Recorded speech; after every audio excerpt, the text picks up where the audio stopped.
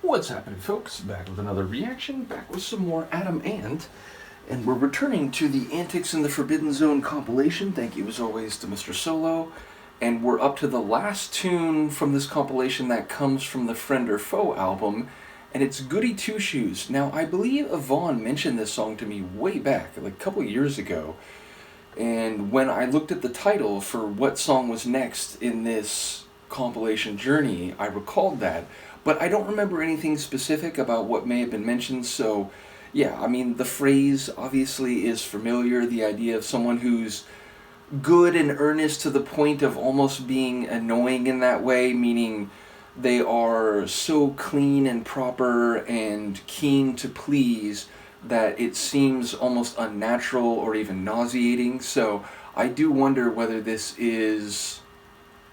has an ironic or sarcastic flavor to the title. Nevertheless, let's give it a listen and we'll see what I can pick up. This is Adam Ant. The song is Goody Two Shoes, and it's from originally his Friend or Foe album, heard here as part of the Antics in the Forbidden Zone compilation. I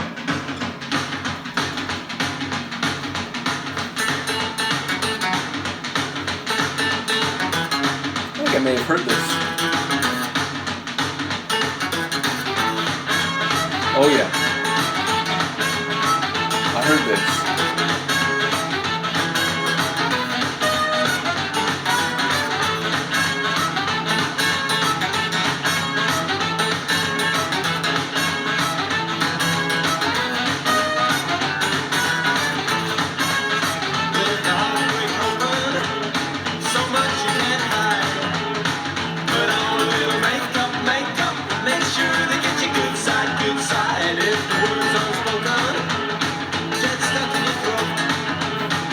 Send the treasure token, write it on a pound note.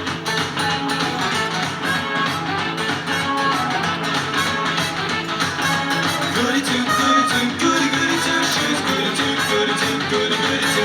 Don't drink, don't smoke, what do you do? Don't drink, don't smoke, what do you do? Subtle innuendos follow, there must be something inside. Don't follow fashion, that'd be a joke. You know we're gonna set them, so everyone can take note. When it's all you need it, quite words that you need. Opening the eyeballs, pretending that you're out green.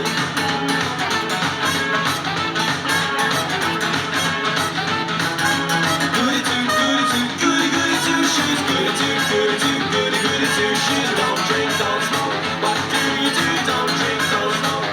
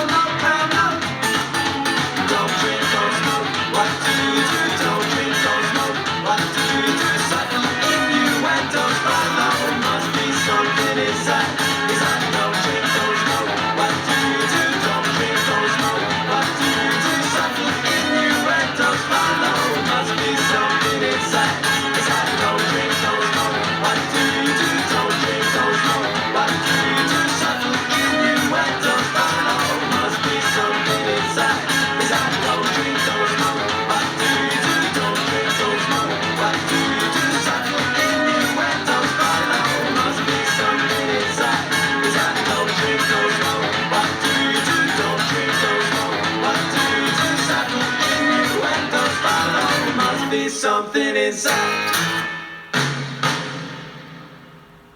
Wow, okay, I've definitely heard that somewhere, especially like that brass flourish in the chorus, like bum bum bum bum bum bum. I definitely heard that before. So I don't know if it's been used in like a commercial or a TV show or a movie or something like that, but it feels like something I've heard as background.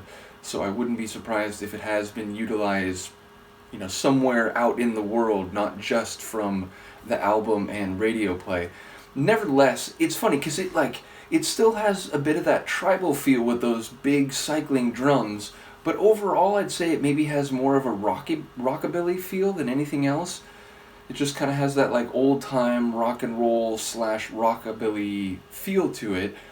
And yeah, I don't know, like at first I was thinking eventually we do hear a line that don't drink, don't smoke, which feels like it is very much going in the direction of, a Goody Two Shoes, someone who's, behaviorally and morally upright to the point of being, a bit of a square or something.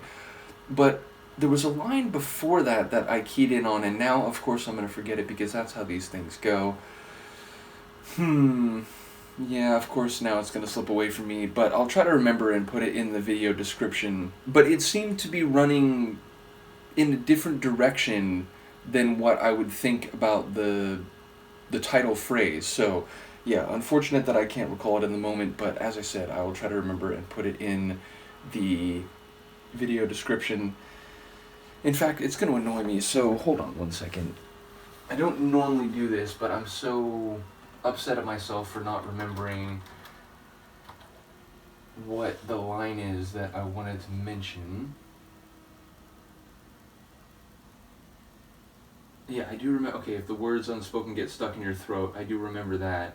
Although I didn't hear clearly, send a treasure token, write it on a pound note. What was the line though? That's not the...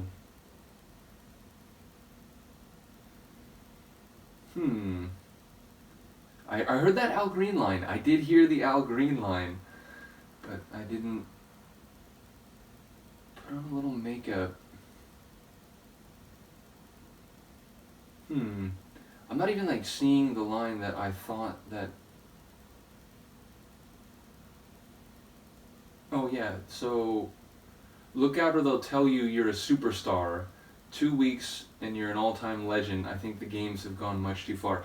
It was the line about superstar. Look out or they'll tell you you're a superstar, which, even without seeing the next two lines, it does feel almost like it's a critique or at least a commentary on pop culture and, music media, that if you're a big flash in the pan, then, everyone's going to start singing your praises.